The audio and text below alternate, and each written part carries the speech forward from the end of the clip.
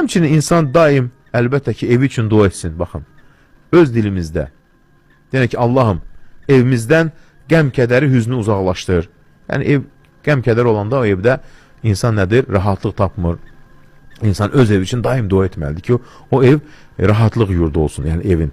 O evdə sevinəsən. İnsan və evinə gələndə sevinir, insan və evinə gələndə daralır. Deyək ki, Allahım, evimizdən qəm-kədəri, hüznü uzaqlaşdır. Üzərimizə sakitlik, əminamanlıq nazil eylə. Evimizi sənin zikrinlə dolu eylə. Nə gözəl söz. Sənə şükr edən, sənin fəzilətin xoşbəxt, sənin kərəmindən arxayın və sənin bəxş etilən, razı olan bir ev eylə. Nə gözəl bir söz. Allahım, evimizi xeyir və bərəkət ev eylə. Hər bir ehtiyac üçün sığınacaq eylə. Nə gözəldir. Yəni, insanlar sənə əl açsınlar, onlara yardım edəsən. Ev əhlini xeyir və gözəl əxlaq sahiblərindən eylə. Nə gözəl bir dua. Allahım dinə, evimizdən şeytanları uzaqlaşdır.